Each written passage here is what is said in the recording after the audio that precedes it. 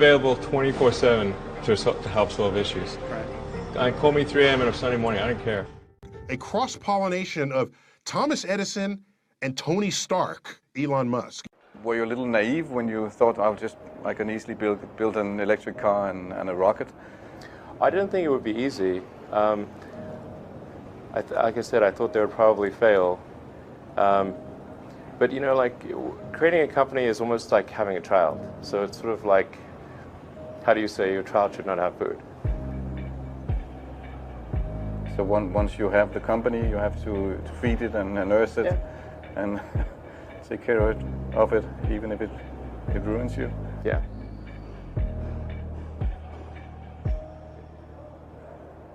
But suppose there were some tough times in 2008, end of 2008.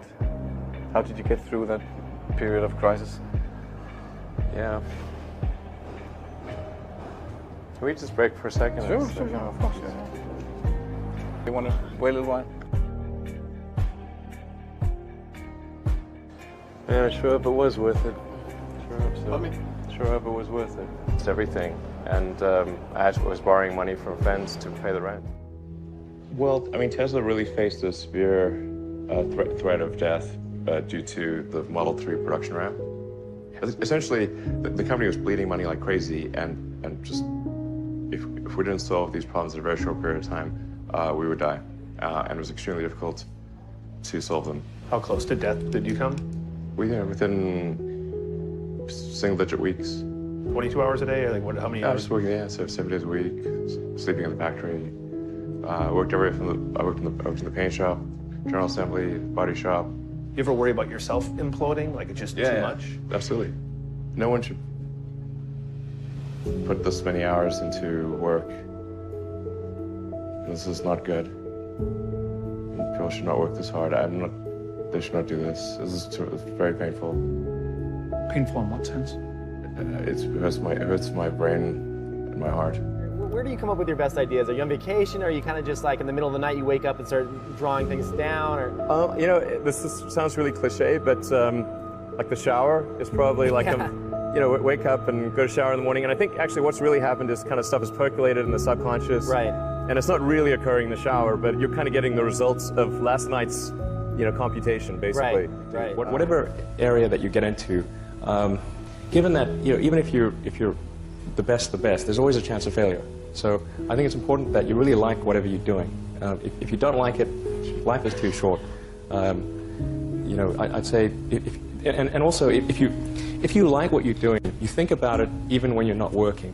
I mean, it's something that your mind is drawn to, and if you don't like it, you just really can't make it work, I think.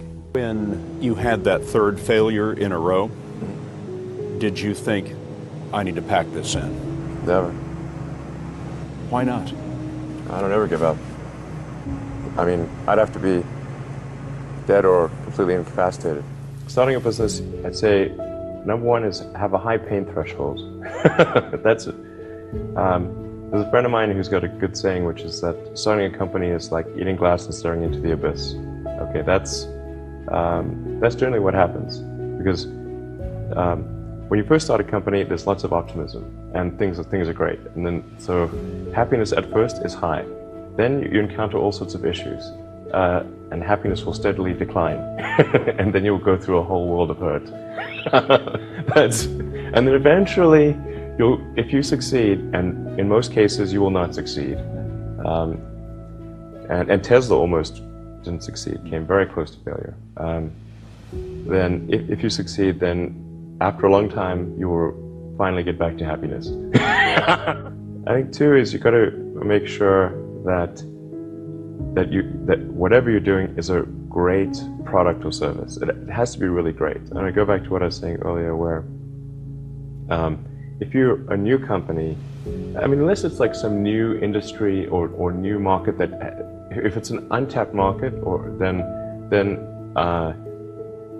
you have more ability to, the standard is lower for your product or service. But if you're entering anything where there's an existing marketplace against large entrenched competitors, then your product or service needs to be much better than theirs. It can't be a little bit better, because then you put yourself in the shoes of the consumer and they say, why would you buy it as a consumer? You're always going to buy the trusted brand unless there's a big difference.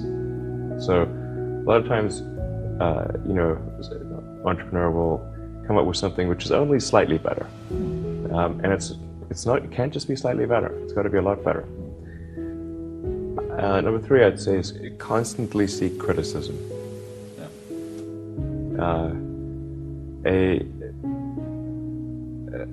A well thought out critique of whatever you're doing is as valuable as gold. And you should seek that from everyone you can, but particularly your friends.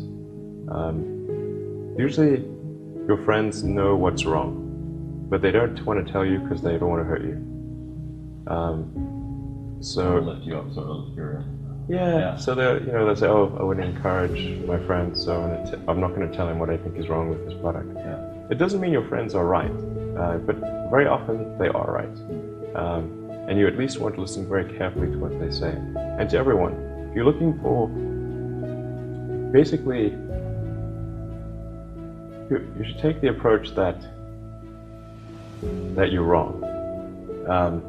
You know, that you, the entrepreneur, are wrong. Your goal is to be less wrong.